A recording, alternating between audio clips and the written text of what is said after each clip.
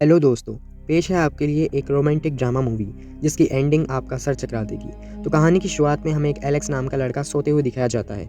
देर तक सोने की वजह से वो अपने कॉलेज के लिए काफ़ी लेट हो जाता है, तो वो हड़बड़ाहट में जल्दी से जाता है, तैयार होता है और अपने कॉलेज के लिए रवाना हो जाता है। फिर हमें दिखाया जाता है कॉलेज में फिलोसफी की क्लास चल रही थी जो कि उनका प्रोफेसर ले रहा था। वो दरवाजा बंद करने ही वाला होता है, तभी एलेक्स आकर अपनी बुक से अपने आप को बचा लेता है और क्लास में किसी तरह एंट्री भी प्राप्त कर। अब एलेक्स अपनी क्लास में आराम से आकर बैठ जाता है। अब इनके प्रोफेसर, जिनका नाम जिमिट है, वो उन्हें बताते हैं कि आज मैं तुम सभी का आईक्यू टेस्ट लेने वाला हूँ। ये टेस्ट तुम्हारी सोच पर आधारित होगा। वो उन्हें बताता है कि इस टेस्ट में तुम्हें सिर्फ इमेजिन करके सोचना है और मैं तुम्हें उस अनुसार मार्क्स प्रोवाइड करूंगा। और अब कहानी शुरू करते हैं। अब तुम्हें एक ऐसी जगह के बारे में इमेजिन करना है जहाँ पर न्यूक्लियर विस्फोट हो रहे हैं, या कह लो कि एक बहुत बड़ा न्यूक्लियर वॉर छिड़ चुकी है। चारों ओर जहरीली गैस फैलने वाली है और तुम सभी लोगों की मृत्यु होने वाली है। और अगर तुम्हें जिंदा रहना है तो तुम्हें 1 साल के लिए बंकर में बंद रहना होगा। अब जो सिचुएशन जिमिट ने अपने स्टूडेंट्स को दी थी, सब उसी के हिसाब से सोचने लगते हैं। वे अपने सामने ही एक बंकर देखते हैं जहां उन्हें 1 साल बिताना था। यह बहुत अच्छी तरह से बना हुआ था, 1 साल के लिए एकदम परफेक्ट था। इस बंकर में वे सारी फैसिलिटीज थी जो 1 साल तक इन सभी लोगों के रहने के लिए एकदम अनुकूल थी।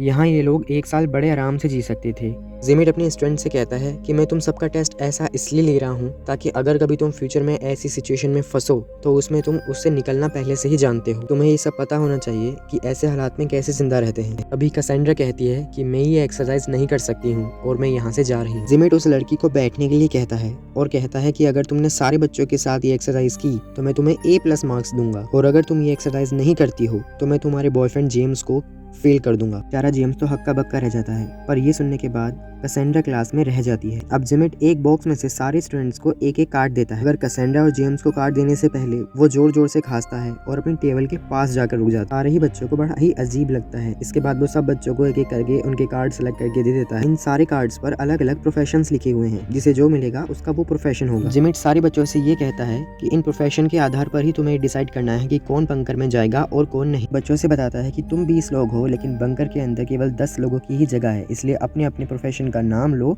और उस हिसाब से तय करो। जेम्स का प्रोफेशन एक किसान का था, वहीं कैसेंड्रा एक इंजीनियर थी। अब हम सारे ही बच्चों को एक इमेजिनरी वर्ल्ड के अंदर देखते हैं। सारे स्टूडेंट्स एक दूसरे को अपना अपना प्रोफेशन बता रहे थे। तभी उनमें से एक बच्चा कहता है कि मैं एक पोएट हूँ। तभी जिमिट उस बच्चे को गोली मार देता है। वो उन सारे स्टूडेंट्स को ये बहाना देता है कि हमें इस सिचुएशन में किसी पोएट की कोई जरूरत नहीं है। कैसेंड्रा को ये देखकर बहुत बुरा लगता है। तभी वहाँ सारे स्टूडेंट्स की वोटिंग स्टार्ट हो जाती है, क्योंकि जिसके ज्यादा वोट होंगे उसे बंकर में रहने के लिए दिया जाएगा और जिसके नहीं उसको मार दिया जाएगा या छोड़ दिया जाएगा बाहर। आखिर में जिमिट और एक लड़की बचती है। वो लड़की एक ओपेरा सिंगर होती है और उन दोनों में से किसी एक को ही बंकर के अंदर जाना था, मगर जिमिट ने अब तक अपना प्रोफेशन किसी को बताया नहीं होता है। अगर जिमिट को सबसे ज्यादा वोट मिलते हैं और ओपेरा सिंगर वोटिंग में हार जाती है। जो भी स्टूडेंट्स यहाँ सेलेक्ट होते हैं वे इस जगह के आसपास या इस बंकर के बाहर घूमते हैं और एक दूसरे का साथ देते हैं, क्योंकि अब इन्हें यहाँ पूरे 1 साल के लिए इस बंकर के अंदर बंद रहना था, इसलिए भी अपने साथ वक्त बिताते हैं। इन लोगों को गोलियां चलने की आवाज आती है। वे सब भागकर जाके देखते हैं तो दिखता है कि जिमिट ने उन सभी बच्चों को मार दिया था जो कि वोटिंग में हार गए थे। ये देखकर बचे हुए स्टूडेंट्स बहुत डर जाते हैं। कैसेंड्रा जेम्स से कहती है कि ये जिमिट हम लोगों के साथ बंकर में रहने लायक बिल्कुल नहीं है। इस जिमिट ने बहुत सारे मासूम स्टूडेंट्स को मार दिया है। सारे स्टूडेंट जल्दी से बंकर के अंदर जाते हैं और दरवाजा बंद कर देते हैं, मगर जिमिट भाग के अंदर आने की कोशिश करता है लेकिन बाहर ही रह जाता है। बंकर को सिर्फ अंदर से खोला जा सकता था, जिसके लिए उसमें कोड डालना होता है। अब रात को कैसेंड्रा जब बंकर की गेट के पास आती है तो वो देखती है कि जिमिट रेडियो एक्टिव रेडिएशन के कारण तड़पड़ा था। अगर वो कैसेंड्रा को कुछ ऐसा दिखाता है जिससे पूरी टीम हक्की बक्की रह जाती है। वो कहता है I am the only one who knows the code। तब दरवाजा खोलने का कोड केवल वो ही जानता था और वो फिर वहीं मर जाता। बचे हुए स्टूडेंट्स ये डिसाइड करने की कोशिश करते हैं कि क्या वो सच कह रहा था या फिर झूठ बोल रहा था, मगर इसका जवाब केवल उन्हें अगले साल ही पता चल सकता था, कि उससे पहले भी दरवाजा खोलकर ट्राई नहीं कर सकते हैं। अब सारे बच्चे अपने बंकर के अंदर अपनी दिनचर्या बिताने लगते हैं। जो हमारी कैसेंड्रा है वो दरवाजे के पास आकर रोज जिमिट की लाश को देखती थी। धीरे धीरे वक्त गुजरता है और अब इन्हें बंकर में रहते हुए पूरे 1 साल पूरे हो जाते हैं। अब जेम्स बंकर के दरवाजे के पास जाकर गेट को खोलने की कोशिश करता है, मगर उसके लिए उन्हें कोड की जरूरत थी। तो इसका मतलब ये है कि जिमिट बिल्कुल सही बोल रहा था। अब सारे बच्चे बहुत गुस्सा हो जाते हैं और उस दरवाजे को अलग अलग तरीकों से अलग अलग प्रहार करके उसे तोड़ने की कोशिश करते हैं।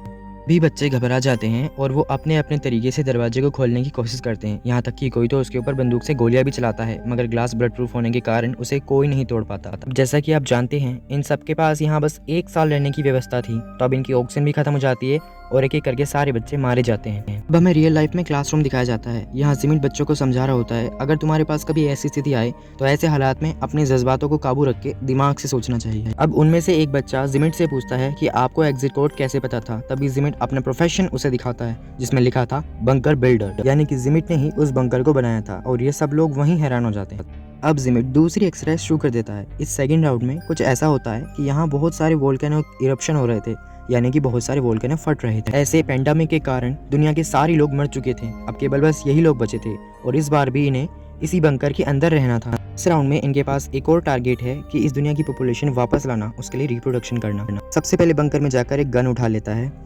फिर से सब बच्चों को उनके प्रोफेशन बांटे जाते हैं। इस बार हमारा जेम्स फिर से किसान था और साथ ही साथ वो एक गे भी था।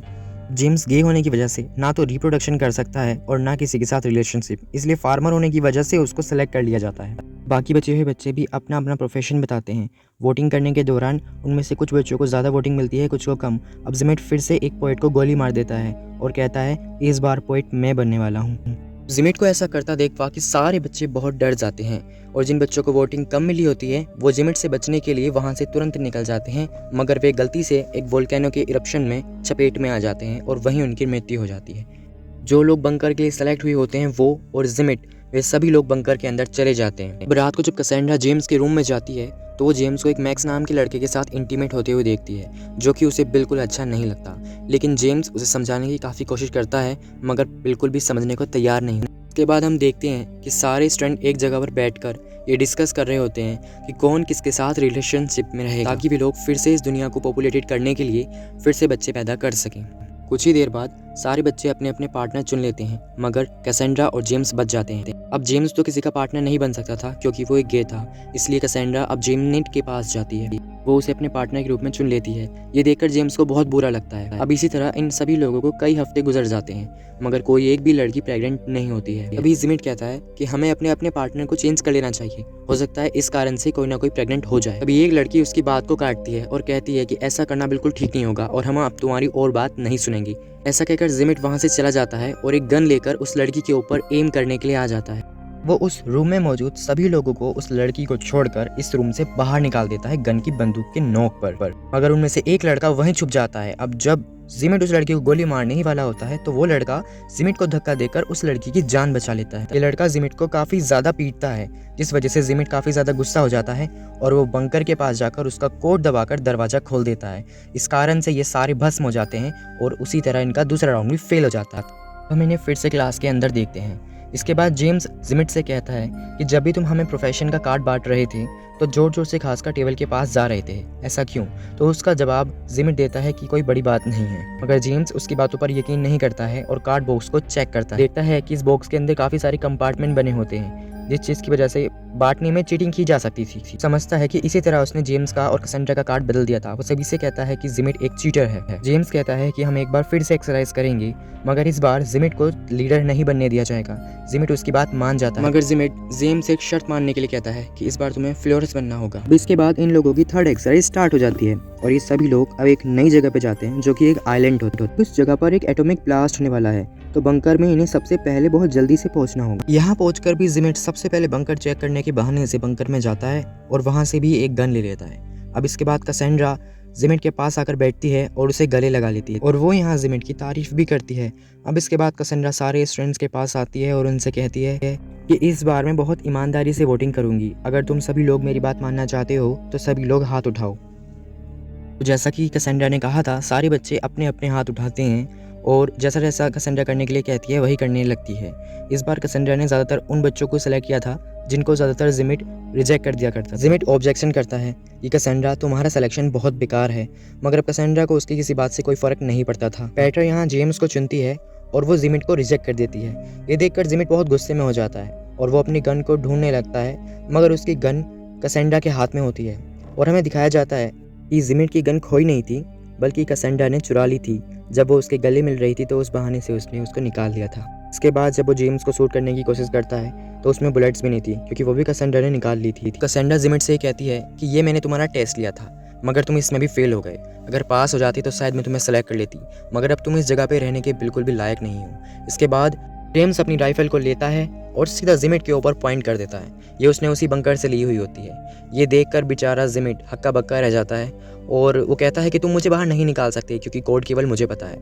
तो वहाँ पर एक फीमेल स्टूडेंट उस कोड को बता देती है, जिस कोड का पता उसे जब चला था जब आखिरी बार जिमिट ने बंकर का दरवाज़ा ज़बरदस्ती खोल दिया था। जिमिट ये देखकर बहुत शॉक होता है और वो यहाँ से चला जाता है। इसके बाद कैसेंड्रा उनसे कहती है कि मैं अपने आप को रिजेक्ट करती हूँ और मैं इन बाकी के बचे हुए बच्चों के साथ पास ही के एक आइलैंड पर बोट से चली जाऊंगी। इसके बाद मैक्स नाम का लड़का उससे कहता है कि बोट की चाबी तो मेरे पास है। इस बहाने से वो उसे अपने पास बुलाकर उस बंकर के अंदर खींच लेता है और दरवाज़ा बंद करके वहाँ से भाग जाता है। यानी कि वो अपने आप को सेक्रीफाइस कर देता है और उससे बचा लेता है। अब वे लोग यहाँ बोट से रवाना हो जाते हैं। दूसरी तरफ हमें बंकर के अंदर बैठे बच्चों को दिखाया जाता है कि वहाँ क्या माहौल है। अब जिमिट के ना होने के कारण और सभी बच्चे बहुत खुश होते हैं और खुशी खुशी इस बार वे अपना पूरा साल अच्छे से गुजारते हैं। अब यहाँ साल पूरा होने के बाद जब वे बाहर आते हैं तो देखते हैं कि यहाँ पर कोई भी न्यूक्लियर विस्फोट हुआ ही नहीं था। इसके बाद हमें जिमिट को दिखाया जाता है जो कि कहता है कि अब तुम ये मत समझना कि अब तुम बच चुके हो, क्योंकि ना तो तुमने किसी फार्मर को सिलेक्ट किया है जो तुम्हें अच्छा अच्छा खाना खिलाएगा, ना ही तुमने किसी कारपेंटर को सिलेक्ट किया है जो तुम्हारे लिए एक अच्छा घर बना सकता है, और तुमने ना ही किसी डॉक्टर को सिलेक्ट किया है जो तुम्हारी जान बचा सकता है। तो इसका मतलब तुम अपने जीवन को अब खो चुके हो।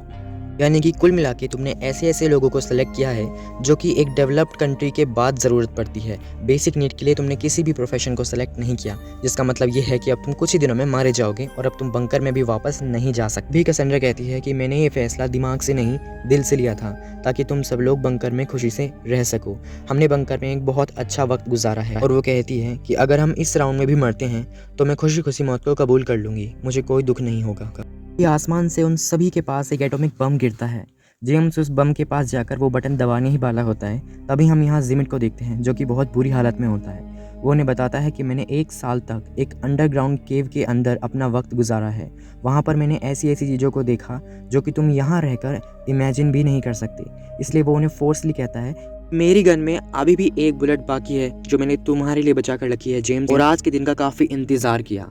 तभी सारे बच्चे जेम्स को बचाने के लिए एक एक करके एक दूसरे के आगे आ जाते हैं और वे सब अपने हाथ में हाथ डालकर उस बटन को डेटोनेट करने के लिए दबा देते हैं और वहाँ पर एक बहुत ही जोरदार परमाणु विस्फोट हो जाता है और वहीं इनके सबकी मृत्यु हो जाती है। इसके बाद हम सारे बच्चों को क्लासरूम में देखते हैं। वे सब मैक्स से पूछते हैं कि तुम 1 साल तक उस आइलैंड पर वहाँ क्या करते रहे।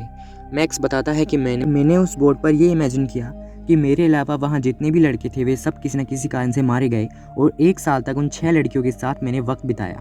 इसके बाद जिमिट सारे बच्चों को अपनी अपनी बुक्स को जमा कर देने के बाद क्लास से जाने के लिए कहता है। उनकी आखिरी क्लास पूरी हो जाती है। कैसेंड्रा दरवाज़ा बंद कर देती है और वो वहाँ रुक जाती है और वो जिमिट से बात करती है और कहती है कि मुझे पता है कि तुमने जेम्स को हर बार गलत प्रोफेशन क्यों दिया, क्योंकि तुम उसे पसंद नहीं करते। वे फिर एक बार एक इमेजिनरी वर्ल्ड में एक दूसरे से बात कर रहे होते हैं। जिमिट कहता है कि जेम्स तुम्हारे लायक नहीं है और मैं तुम्हें पसंद करता हूँ, मगर कैसेंड्रा कहती है कि मैं तुम्हारी कभी नहीं हो सकती, और ऐसा कहकर वो उसे किस भी करती है क्योंकि वो जेम्स से प्यार करती है। अब हमारा जिमिट बेचारा देवदास बनकर अलग अलग पॉसिबिलिटीज़ को इमेजिन करता है, जिसमें कभी तो वो कैसेंड्रा को याद कर रहा होता है, किसी में वो अपने आप को शूट कर लेता है। तो इसी के साथ ये कहानी, ये फिल्म खत्म हो जाती है। Thank you very much.